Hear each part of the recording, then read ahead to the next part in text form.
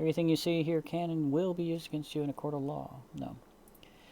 Okay. All right. So let's go ahead and get started. If people come late, that'll be okay. I'm going to present. How does this work? Okay. I did this before last time. So here, presenting a. I guess we'll do the entire screen. Actually, let's do the window. Let's present the window, which I think I can do full screen. Dun, dun, dun. That's right, it looks weird to me, but it actually is okay to you. Okay, so you guys should see a screen that says stop sharing at the bottom, or hide. Okay, and you should see After Hours Game Dev, correct? Okay. Yep, we got it. All right. That's great. All right, we'll get going. Welcome everybody to After Hours Game Dev. Glad you guys could make it. This is number 39. We got some more people coming in. Welcome. And sorry about. I'm going to go ahead and. Well, okay. Again. Oh, yeah, that's right. The pattern. Nick Compton and myself have been working on the After Hours Game Dev. Also, Austin here. Austin, if you ever want back in, just let us in. We'll put your face up here too. I'm good. I mean, I'll be back out in a couple months. So That's right. That's right. Oh, yeah, that's right. COVID's put a delay on some of that, hasn't it? Anyways, um, uh, so we're the faces behind the After Hours Game Dev. I'm going to jump ahead. Oops, sorry, left an old slide in there. After Hours Game Dev is intended to be a group about being informative, presenting lessons and helping everybody grow, being interactive, collaborating together, and of course trying to be fun. So as we network with each other, we also spend time learning about the interests of all our co-programmers and developers and artists and writers and game developers. Okay, you get the picture. But yes, I think I would normally go through a round of introductions, but I think I think most everybody knows each other here. It's a small group, so we'll go on a little further. So I want to first apologize. I just totally messed up. Really, we're supposed to meet the third week of every month. I kind of changed it. We used to have a rolling every 4 weeks thing, and it was kind of weird to me, but I guess it moves, and that was the kind of the purpose. But I messed up. I didn't get everything set up for last meeting last week, so that's probably why we have a different attendance number. I apologize for that. That being said, here we are. I proposed a question for the group last meeting. Basically, patterns or game patterns that we love. And we just can't seem to get enough of. And so I wanted us to go through and try to explore that topic a little bit and to see what you guys think of. So we've got 3 presentations tonight. First will be Ryan Klein on Ludums. I don't even know how to pronounce that. Udims. Ludums. Okay, he'll explain that here in a moment. And then we'll have Leon Kennedy will give us some patterns in art. Procedural. Oh gosh, I should write down the titles. So apologize, but we'll get to that in a little bit.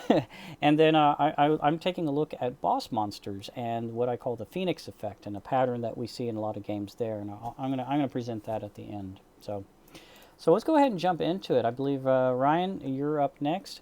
Ludimes, the basic elements of games. Is that correct? You made it prettier. Yeah. Okay. So, Yeah. yeah. That's. I put a common theme title in there, but anyways, I tell you what, if you want, you just say next slide and I'll go forward, and then I'm gonna mute myself. All right. So we're going to talk about ludimes. So you might wonder what the heck is a ludim. So you might have heard of memes. Obviously, if I have this Knuckles character here, you all hear it. You know what I'm talking about. You know what this is, most likely. Um, that's because that's a meme, right? A meme is like an idea that propagates through culture.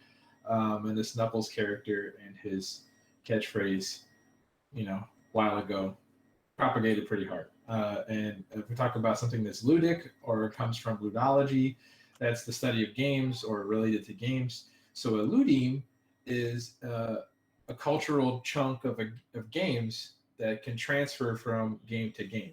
It describes some rule or concept that would transfer across. So we can go to the next slide.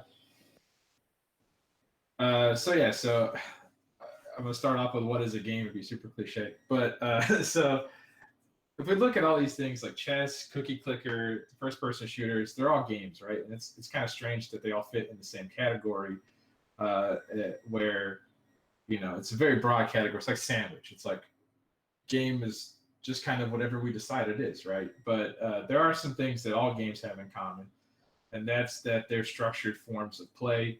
They usually are undertaken for entertainment, fun, education, that kind of thing. And they're distinct from work and from art because they're usually you're engaging with the thing, right? A little more inside of a magic circle, which I'll get into. So we'll go to the next slide.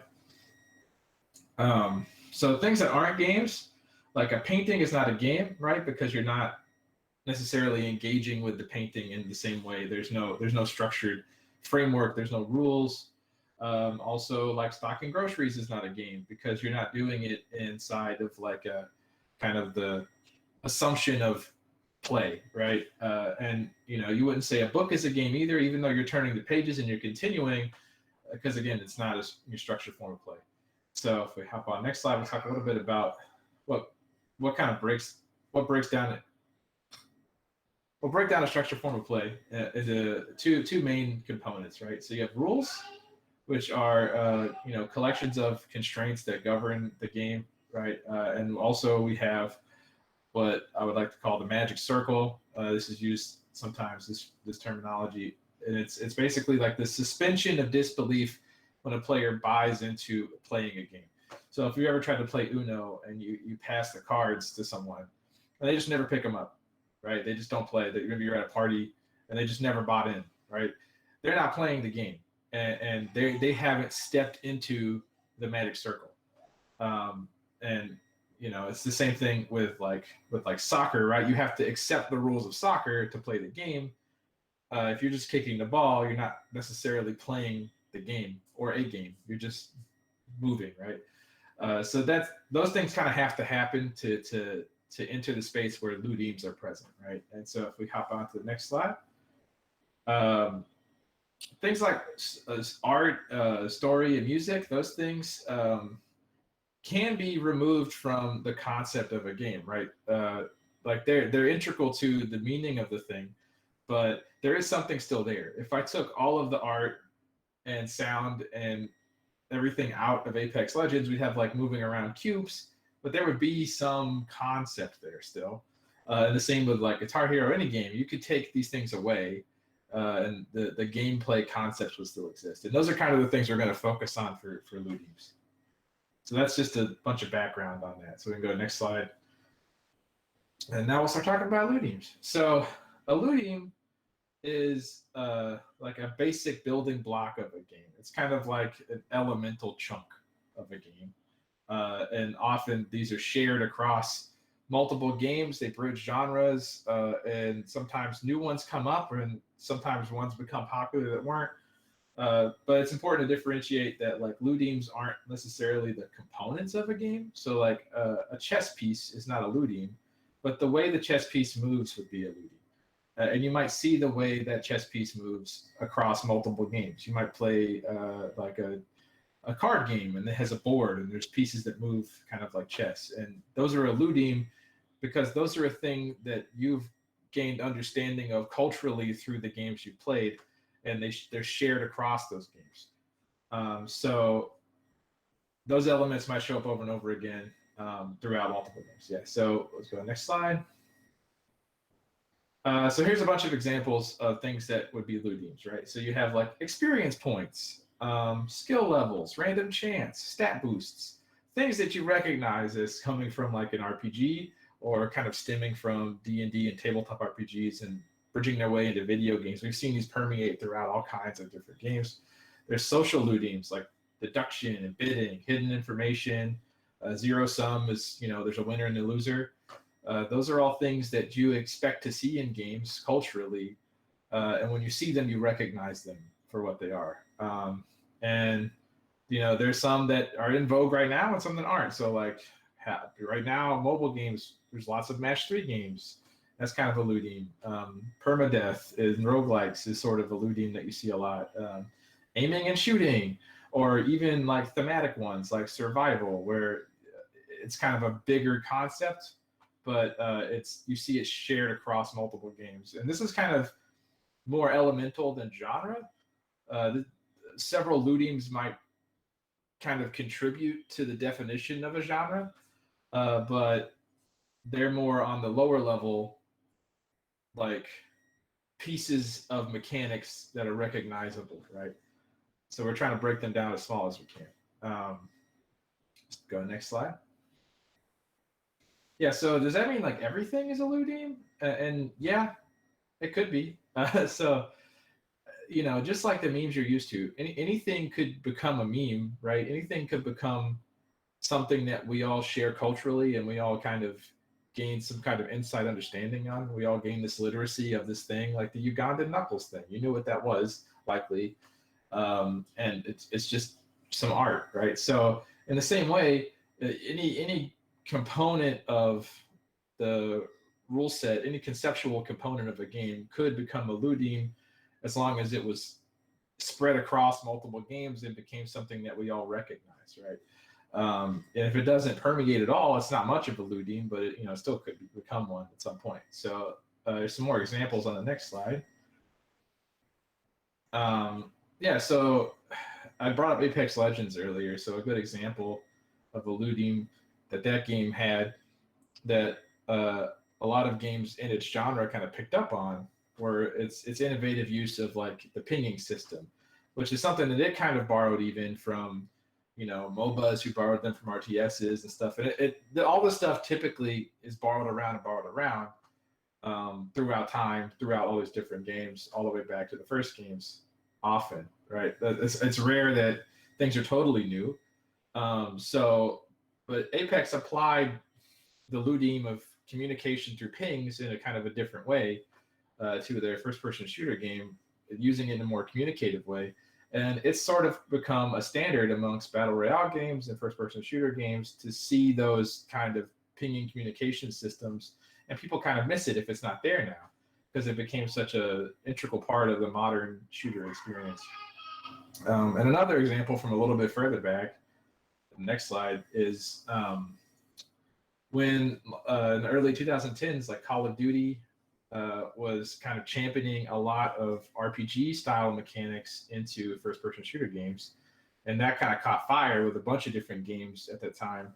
And it's kind of funny, if you go back and play some of these now, it's really weird. You'll get like, it's odd now to play a first-person shooter and you get a kill and you get 100 points or something. It's like, it's very abstract and weird, but it was kind of popular then because of this push to kind of integrate these RPG mechanics in there. Everybody understood it and wanted it. And even that kind of, those things evolve, and that's how memes evolve in our culture as well.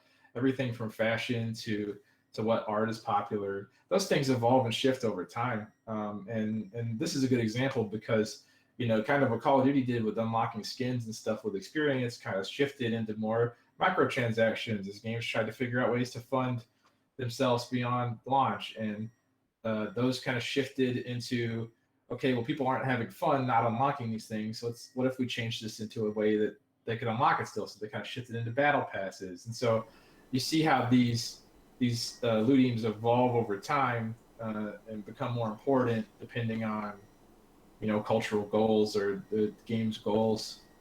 It's kind of neat. So the last slide, I'm going to go way back. This is the first game that we know of, one of the earliest games we know of. I won't say first, I'm not sure. This is the Royal Game of Ur, found in Ur, ancient Mesopotamia.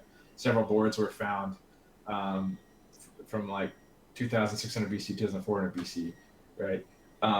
This game, they actually found a tablet that had a rough approximation of rules on it, and they were able to kind of parse, at least at a basic level, what you do in the game. And it's a lot like backgammon, which is weird, right? Because this game is 5,000 years old, almost 6,000 years old, and it's essentially backgammon. And that's crazy to me because you see how similar concepts are in play in just humans in general. It's a very human thing to want to roll dice, random chance, that kind of thing. Very human things, moving pieces around the board. This is kind of a roll and move, if you're familiar with the board game terminology there. And uh, that's kind of neat. And what does that say about ancient Mesopotamia? That we found games where the core components are chance, and seem to have kind of fate being something that just is thrown upon you, right? Uh, we can maybe infer a little bit about the culture from that, and the same is true with us today. What do our ludimes in our games say about us? I think that's something interesting to look at. So it's a cool way to start thinking about the patterns in games that you see. And yeah, if you want to learn a little bit more about this kind of stuff, the next slide. I'm a total noob about this, but this is terminology coming from kind of more formal game studies. I think it's rad. I think if you're into it, you should definitely check it out. There's lots of cool books and content on it, and scholarly papers and stuff. I need to read more myself, but I did find some stuff to share with you on the next slide, which was some cool websites. The Digital Ludium Project is trying to map a bunch of ludiums, and they have like a web browser game that lets you play essentially ludiums, which is neat. And what games are is a blog about someone who kind of dives a little bit into the game studies.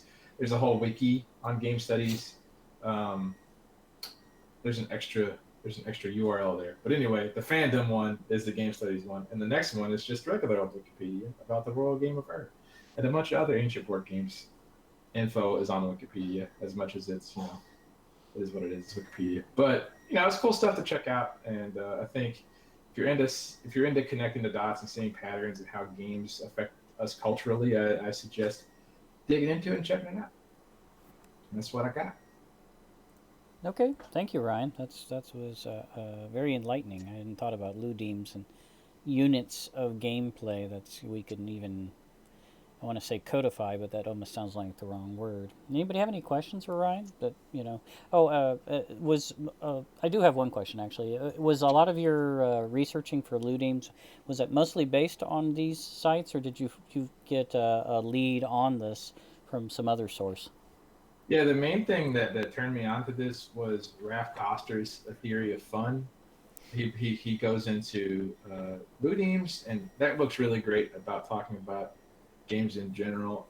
Definitely read it all the way through if you're going to read it, because if you kind of stop early, it sounds like he's very like anti art and story and stuff in games, and he's just talking. But he's got a reason where he's kind of going into the formal, mathematics of like what is a game.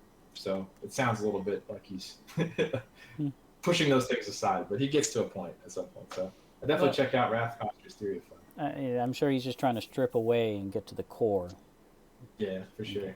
All right. Any other questions? Comments? I think it was really cool that you found they were playing a game way back then. Yeah, there's a bunch of cool ancient board games. Yeah, that 5,000 years ago. Whoa. Yeah, there's all kinds of there's like and then there was a Set was a similar game in Egypt. There's like Hafenafel games, which were from, probably pronounced that wrong, but heathen society and Viking cultures and stuff played essentially chess, but it was asymmetric, which is really cool because you're like, wow, they were raiding villages, and this looks like raiding villages. That's kind of neat. So there's a lot of cool ancient board games that I'm really into. So Yeah, check them out. maybe we'll have to do a segment on that in the future. Okay. Yeah. All right, we're going to turn our attention now over to Leon. I guess the best thing to do is just go ahead and you share your screen there. Again, this is Patterns in Art Procedural Generation across applications. Leon, are you ready? Yes, I'm trying to figure out. Is this going to share my entire screen? There's a window mode or a screen mode. Oh, it does. Okay, cool. Yeah, Okay, so I'm incredibly lazy, and I think most game developers are, especially if you finish a project. And If it works in one place, you want to make it just work in, basically everywhere else it can. Modularity is the name of the game, right? And so what's really cool is I recently, as in like 4 days ago, got Substance Designer, and it was really quick to pick up. And I was like, why is this really quick to pick up? And the answer is because Unreal Engine, Blender, and now Unity with its Bolt implementation, and inside Unity there is shader graph and everything. They're all basically the same. And I know that sounds like a bold claim, but it's kind of true. They all follow similar paradigms. They all just call things by different names. And if you basically learn one, you've learned, the pain points of, you've learned them all, and then you can just apply that. So where this is really key is something like with texture generation. And so right now, I think you guys can see. What do you guys see? We see Should be your like a 3D Blender plane. screen. Yeah, we're Okay, seeing it. cool. Okay, so I just have a plain square and like very minimal. Let's see. Geometry, nothing special. But so I'm going to just take you through the different softwares. So I have Blender and I have Unreal, which is right here, and I have Substance Painter, which is right here. I'm not going to get into the details of this particular graph, but I just wanted to show you guys for in the future when you guys need to do a bunch of assets really, really quickly what you can do. So right now in Blender, I have 2 assets set up. Hang on, where are you? I have 2 textures set up. And you can get your textures from basically anywhere. Just go online, search whatever textures. There's so many awesome resources out there for getting free textures. This is just 2 that I made. And so if you notice, this graph looks super similar to just about every other interface. And so I'm just going to do a side-by-side comparison. So this is the one in Blender, and we get this output. And then if we jump over to, where are you? Are you over here? Where's the other window for you? Oh, there you are. It is exactly the same. We have the same like color, metallic, roughness. And then, if we jump over to Substance Painter, it is, where's Substance? What is this? We have our diffuse, normal, roughness, ambient occlusion. And so they're all exactly the same. And so what this means is you as artists are really empowered to, create really modular assets. And so the way, and I guess this is the crux of creating variety between these assets, or between all of these softwares, is to mix them procedurally. And so right now I don't know if you guys can tell. So this is, I'm going to jump back over to Blender. And this is also where they all, line up once again. So right now I have 2 textures. This is one texture. It is just a plain stone, pretend stylized stone. And then this is the other texture. Right, and so, which is sort of like a brick, but whatever. And then I mix them, and it's called a mix shader in Blender. And the way I mix them is using just a plain old noise. And so this is part of the pattern, right? I have one texture, I have another texture. How do I blend it?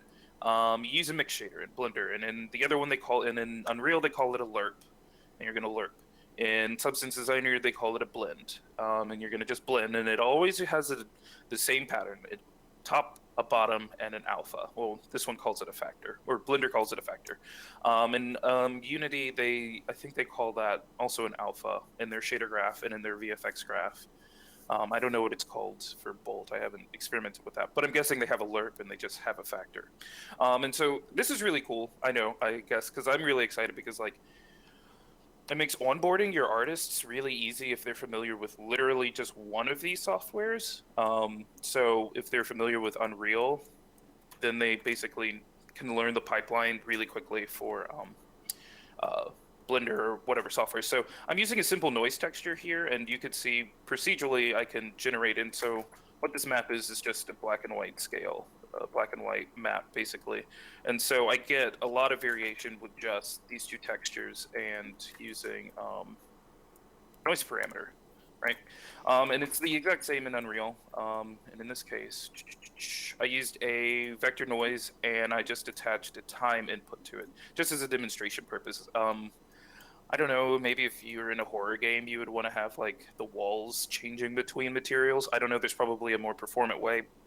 I'm just using material functions, which are not as performant as other functions. But anyway, so I'm just using a time material for this one. And so I don't know if you could tell, but it's slowly changing between the two materials. And it works the exact same way that Unreal did, as Blender did. So one function, or one material, another material, I have the blend. It works the same way. And Substance Designer is exactly the same way as well. And just a blend. I have one material. I have, just this top one. Let's see. It's not showing up. Whatever.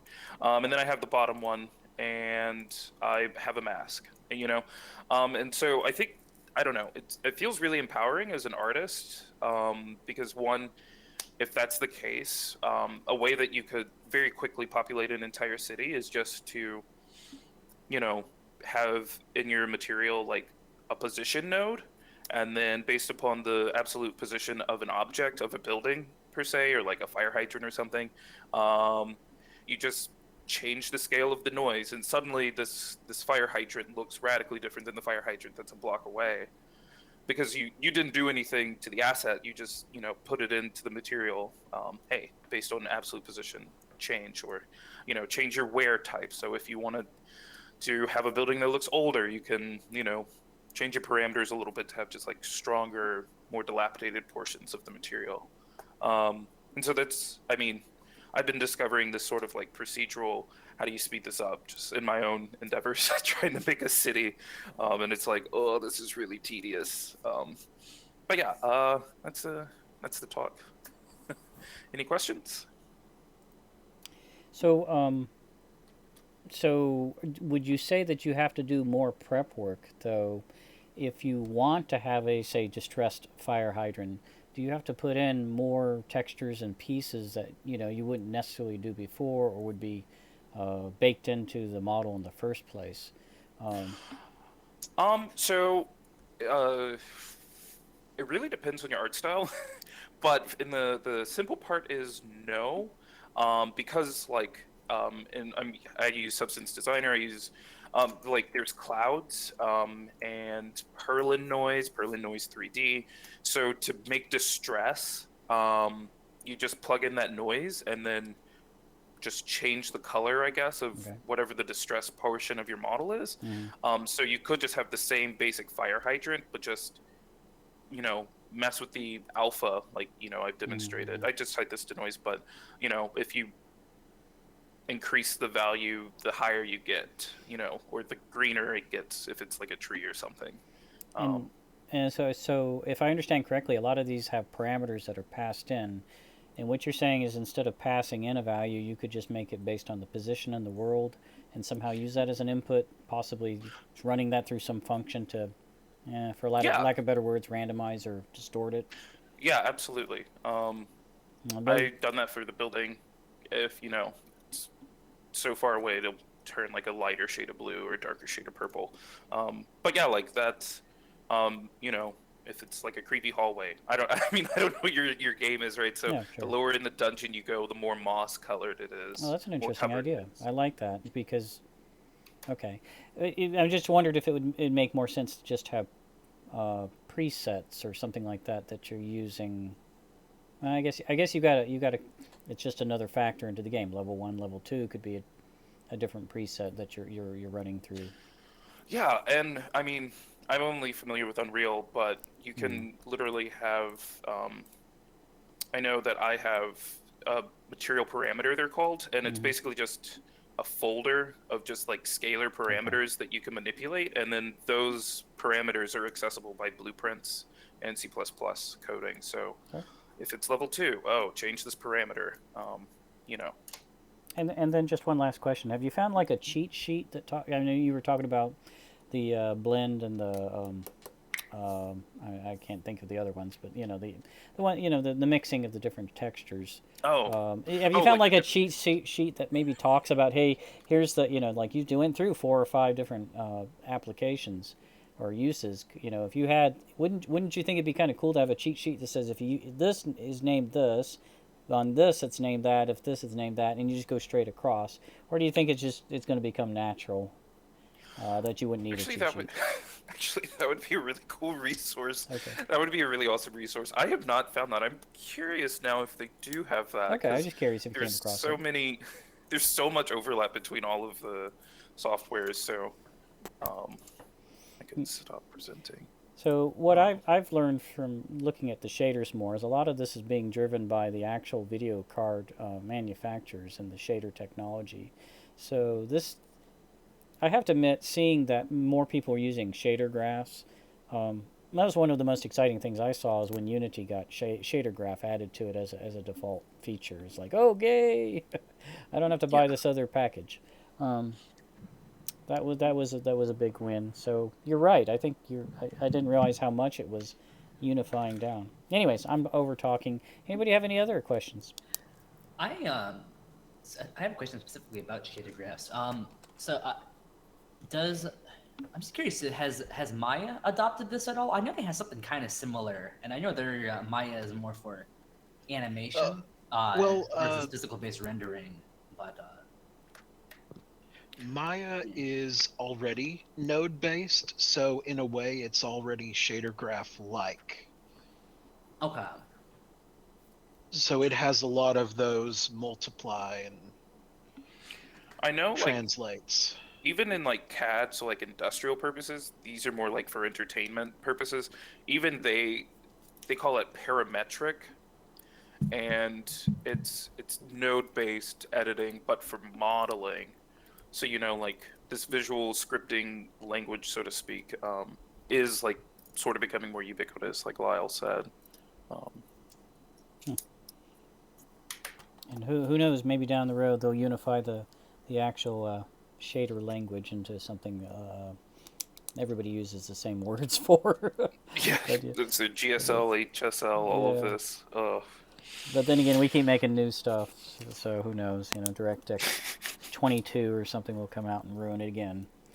All right, any other questions? Okay. Thank you, Leon. I hadn't really thought about the fact that they were so parallel, and that is a pattern that we are seeing. I really appreciate you bringing that to our attention. Okay. With that, I'm going to switch over to back to my screen here. You guys see that screen? Oh, no. Resume presenting. I think that's correct. You see the patterns in art screen? Yep. Okay, thank you. Okay, I'm going to take a turn now. Hopefully I won't run over. I'll start a little timer here, make sure I'm going to talk about boss monsters and what I'm calling the Phoenix pattern. I'm making it probably bigger than it is, but hey, let's, go big or go home. So, one of the things that I was doing, I guess, one of the patterns that I always see is, boss monsters. And oh, I got a second title screen in there. So first, let's see, I want to first take a moment to find, what's a boss. We see a lot of these games and, you're playing them, but, it's usually some type of computer-controlled enemy. But we always have lots of enemies, so there's a little bit more to that. It's usually that monster that's more powerful than the usual enemies, but I think the key here is it's a challenge. That you've reached a point in the game, and you now hit a challenge point. Okay, so I did a little research, and I wanted to understand, what is the first example of a boss monster in a game, and this was really kind of the best example. This was a 1980s shooter game called Phoenix. Not really. Ironically, I found this after the Phoenix pattern came to mind. But anyways, so this is not the Phoenix I wanted to talk about, but this was an Amstar Electronics game. This is your typical video console game, just like Galaga and other games, but they came out of Phoenix, Arizona, so that's the Phoenix.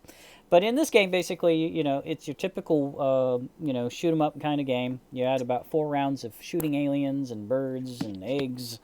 And then on the 5th level, this alien mothership appears, and it's like, hey, somebody kind of put Breakout together with a space shooter, and you literally have to kind of shoot up into this alien ship and work out in the bottom there. The purple part rotates around, so even though you get a hit on it, it's rotating and so forth. And your whole goal is to get the guy in the middle there. So this is the boss monster, and was really one of the first examples, 1980. That's not. It's not 1980s. I'm sorry. I put it. That's 1980 was the year this game came out. And then I just want to throw a side note: 16K of ROM, 4K of RAM on a 5.5 megahertz CPU. Whoa, we've come a long way. Anyways,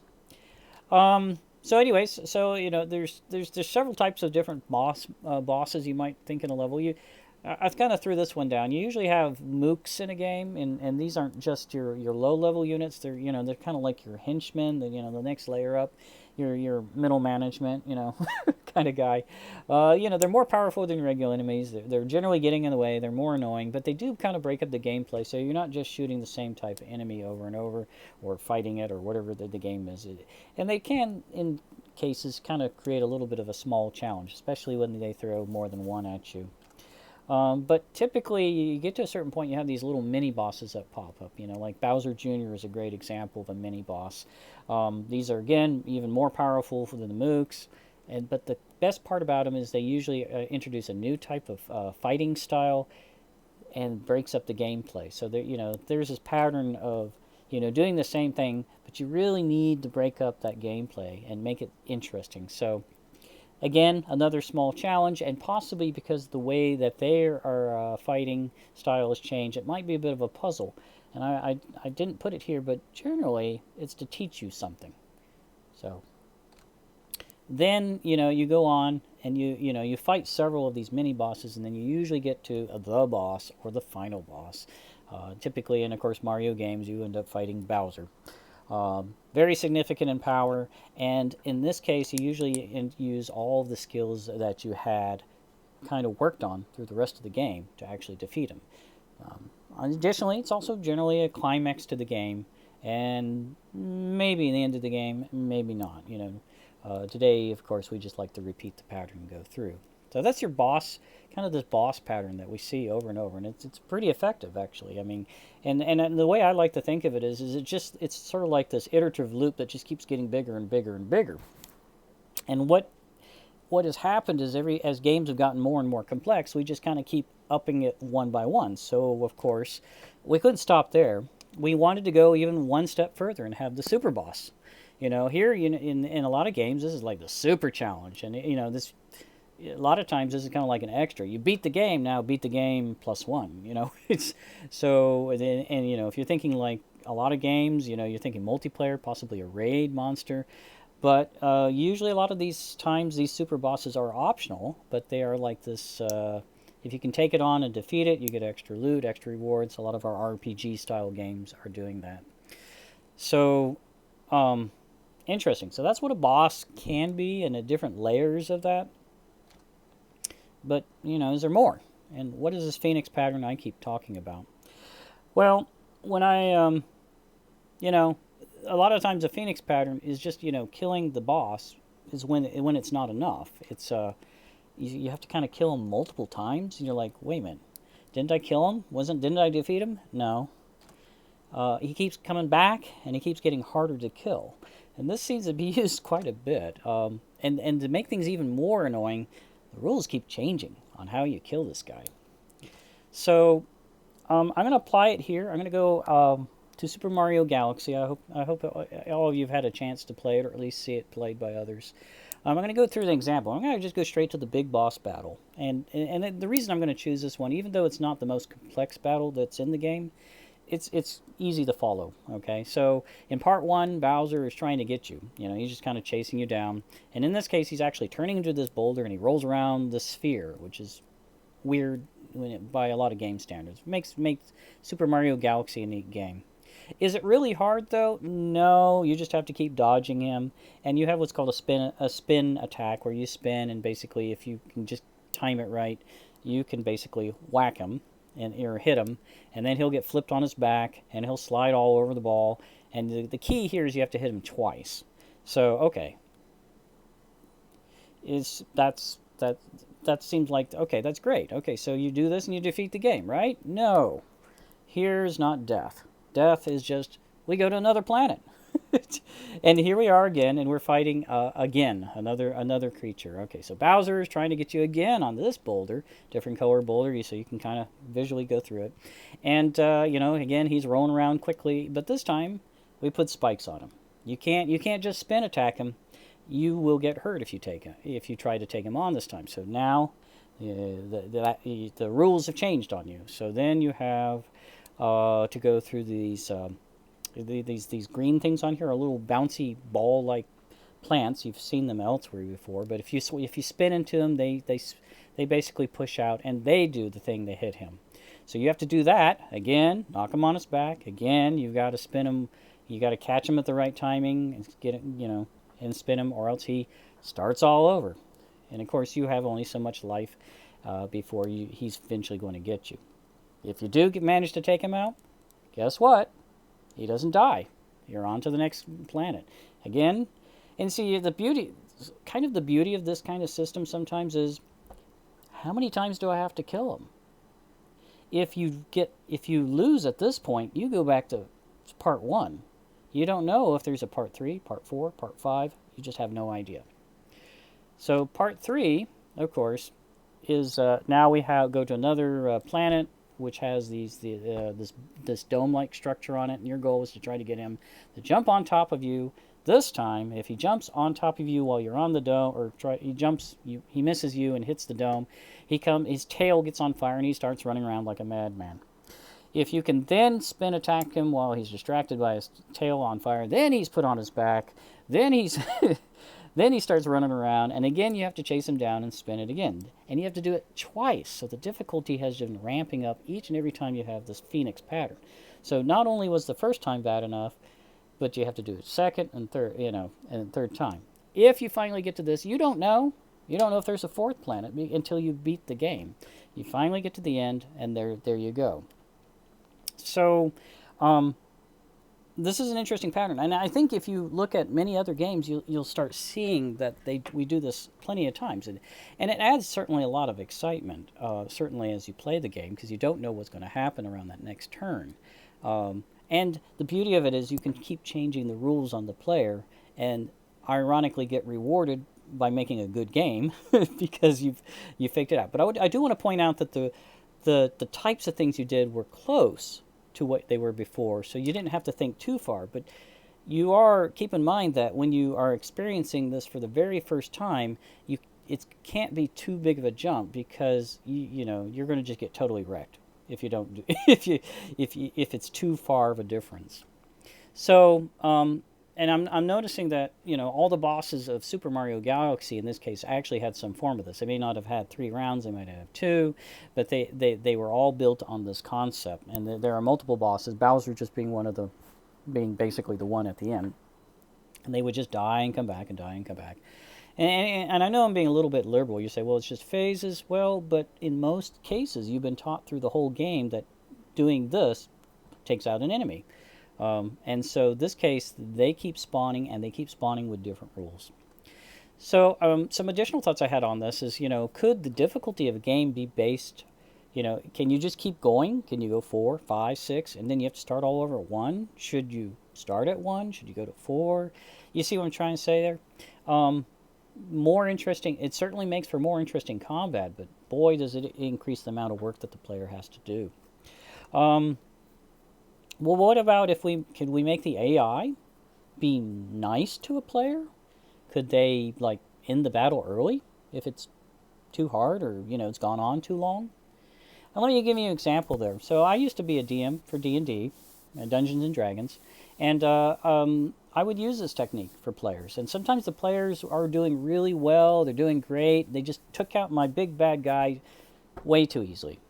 But I applied, and this is where I got this, I applied the Phoenix effect. I say, okay, well, you now activate, the guy, this big bad dies, and okay, the demon that was, but he completes the spell, and the demon that he was summoning appears, Whereas if the game went the other way, where the players were having a difficult time, and they just barely, managed to take out the big bad wizard, no demons summon. We can flip that dialogue. But the difference, of course, in D&D is you don't usually replay those scenes, so the players never actually know that there's an alternate ending. But could we do that somehow in smaller ways for the AI? if we made it basically, so here's a thought for you. What if we made it based on time? We've certainly seen games where they just have enemies, the mooks or the lower peons just keep coming in while you're trying to take out that enemy. Could we be scaling back how much those enemies come at you or more to keep the game in a constant battle of tension? I find that an interesting thought, and I'm just putting it out there. I don't have that answer. But just making a game that balances based on how well a player is doing, I think needs to be explored more. Okay. And I want to also throw out one more interesting character that I came across, and this isn't exactly a boss. This is probably more of a mini boss at best. I played the game Borderlands 2, and one of the interesting characters there is the Goliath. The picture on the left there shows a Goliath in his natural form in the wild, and if you shoot off the helmet, if you did a headshot as opposed to just brute force shooting him down with, I don't know, machine gun or whatever, if you did a headshot, and he would then morph into a more powerful version, and the Goliath would become a super Goliath, and then this one on the right there is one of the worst. It's a fatal Godliath. So they had fun with the names. There was actually many times 5 or 6 different levels of these Goliaths, and you could argue that the player is actually opting in for a more extreme experience by actively trying to shoot the Goliath's head. You can choose what difficulty you want to play that day. And I just thought that was an interesting technique. Some days I just didn't want to bother. It's like, Goliath, just mow him down. Other days I'm like, well, maybe I'll get a bigger reward if I go ahead and push for the harder and harder and harder enemy. But of course, the risk-reward formula goes up. So in summarize, bosses are key to many action games. It's certainly become a trope that we're never going to get rid of. I want to point out, though, that many times they are more part of the story than most of your other enemies, and I think that they're very key. The difference here is a lot of times they block progress, while also that blocking of progress usually presents some form of challenge or a change to the pace of the game. And that challenge usually requires you to use all the lessons you've learned up to that point into the game to go through, assuming a linear storyline. So, I went a little long, but I will. Anybody have any questions they'd like to ask about that? I think I'm done. Thank you. I just want to say I do really like that concept of kind of a branching path depending on how well you perform in a certain boss fight. Mm-hmm. Maybe something I may want to explore in the future. Yeah, I certainly would love to see people experiment with that. It doesn't have to be extreme, but I mean, there was. I want to bring up one thing. Sorry, because I talk too much. But one idea that came up in the past. I'm sorry. One thing that I remember coming up was there was a game where you had. I don't know. I may be forgetting. Was it Spider-Man and he or some character, and he faced the Incredible Hulk, and the Incredible Hulk was a really hard enemy, and after you got to a certain point, you were given the option to skip him, and the player base went nuts. They said, "What? You can skip the play? You can just choose to skip it? No, you didn't defeat him. Why are you being allowed to skip it?" And players actually had sort of a negative element there. So that's why I think if you did it more subtly, maybe not in their face, you could do that. I mean, assuming that there's still some minimum threshold of difficulty. So, any other questions? Yeah, Adam? I do agree that having difficulty settings, quote unquote, through gameplay, so there is an easier way to play the game, is good, because there's kind of a divide right now between games giving too many options, like a difficulty slider, versus games kind of they have to be hard to be good, that kind of mentality. And I feel like when games give you the option and it's not in your face, like the Goliath, for example, if there is a hard mode you can choose to activate and the thing itself is challenging enough at base, I think that's a really good example of changing the difficulty through gameplay. As long as the players have the choice. So not a Gen 8 XP share situation. Okay. I think another good game that actually kind of does that, now that I think about it, is Super Mario World, actually. Because I imagine most of you are at least somewhat familiar with it.